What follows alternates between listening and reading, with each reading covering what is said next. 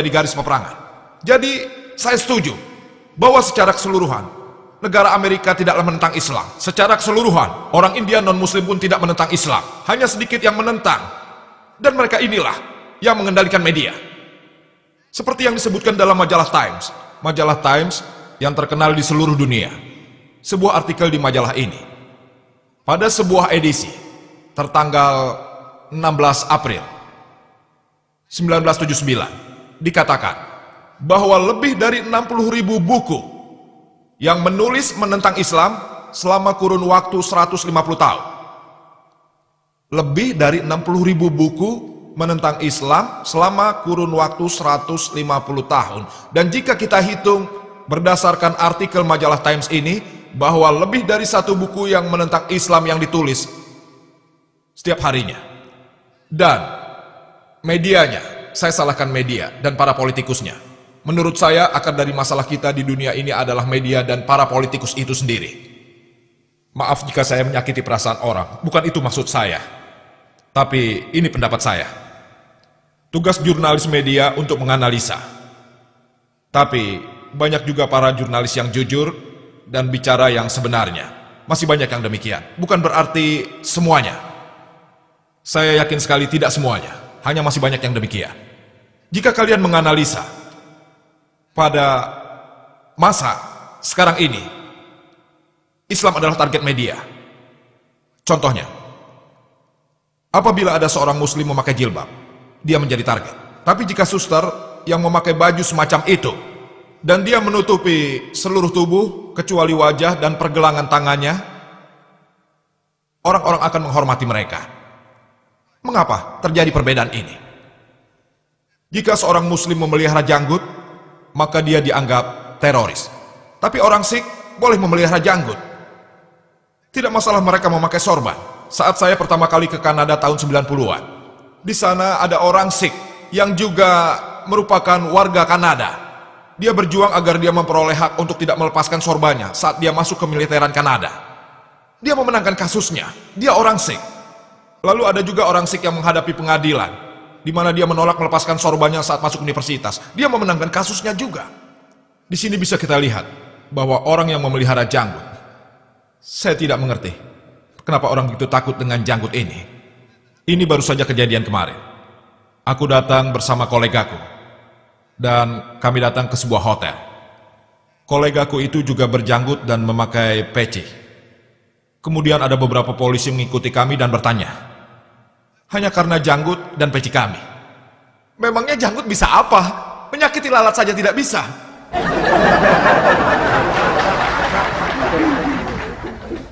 Memangnya peci ini bisa apa? Apakah bisa menyembunyikan senjata di dalam peci?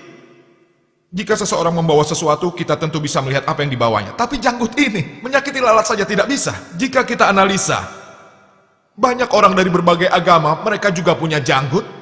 Pengikut Yesus Kristus misalnya, dan juga para rasul Islam. Bahkan juga para pemimpin agama Kristen, mereka memiliki janggut, seperti juga saya.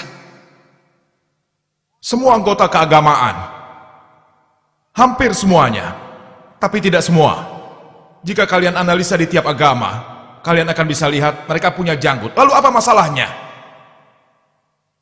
Tidak ada masalah sama sekali. Jadi semua ini kesalahan media. Salah media karena target ini dipilih.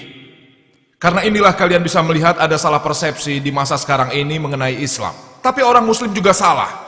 Karena kita tidak benar-benar menyampaikan kebenaran kepada mereka. Kita tidak melaksanakan tugas. Kita lihat beberapa ayat Al-Quran dilaksanakan tidak dalam konteksnya. Dan salah satu ayat terkenal dalam Al-Quran bisa diterjemahkan sebagai Al-Quran berkata, jika kau lihat non-Muslim, bunuh dia. Salah satu kritikus terkenal dari India, Anda tahu Arun Shuri? Dia menulis buku yang berjudul World of Fatwa dan juga Course Al-Quran. Di surat At-Taubah, bab 9, pada ayat 5, Al-Quran berkata, apabila kau menemukan orang kafir, dalam kurung Hindu, apabila kau menemukan orang kafir, dalam kurung Hindu, bunuh dia.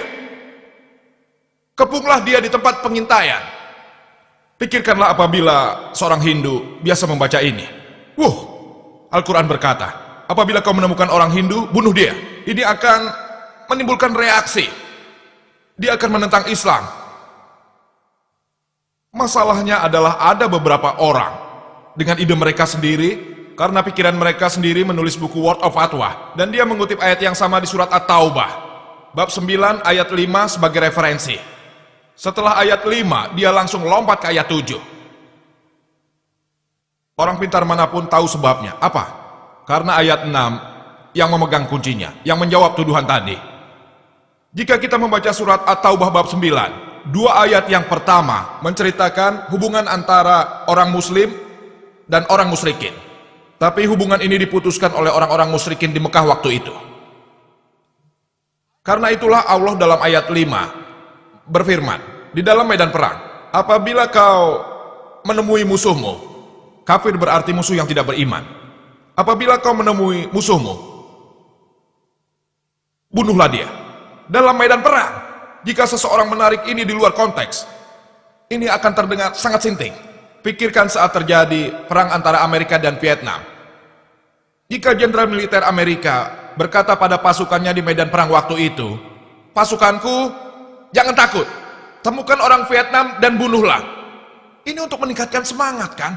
Tapi hari ini, jika ada orang Amerika yang berkata temukan orang Vietnam dan bunuh mereka, ini akan terdengar seperti orang yang sadis. Ini di luar konteks.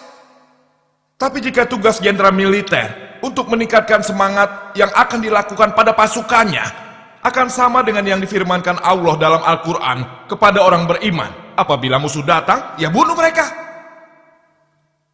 Ayat selanjutnya, ayat 6 berkata, jika seseorang di antara orang musyrikin itu meminta perlindungan, dengar sekali lagi, jika mereka minta perlindungan, jika mereka meminta damai, antarkan dia ke tempat yang aman.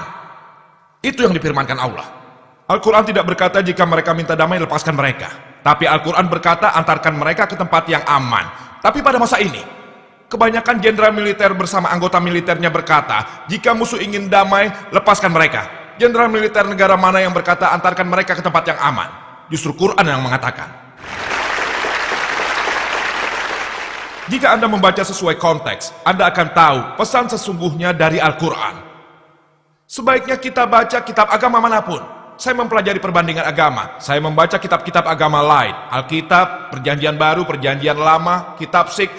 Semuanya sudah saya baca. Dan saya temukan, di hampir semua kitab-kitab ini, hampir semuanya, kitab tersebut menyebutkan tentang berperang dan membunuh. Saya dapat memberikan kutipan. Jika Anda baca Alkitab, di kitab Keluaran pada Perjanjian Lama, bab 22 ayat 18-20. Bab 32 juga soal membunuh. Bab 31 membunuh. Perjanjian Baru di Injil Lukas, di situ juga menyebutkan membunuh. Jika Anda ingat cerita tentang Yesus ketika ia pergi ke Taman Getsemani, ia menyuruh para rasulnya untuk mengambil tempat dan berdiri di sana, dan meminta rasulnya untuk mencambuk. Dari bukti-bukti ini bisa Anda lihat bahwa berperang adalah hal yang lumrah di semua kitab. Bahkan kitab yang baru, Mahabharata, di situ pun ada. Tidak salah kan? Di bab 2 Anda akan tahu, ketika Arjuna merasa sedih, ketika ia harus berperang melawan saudaranya.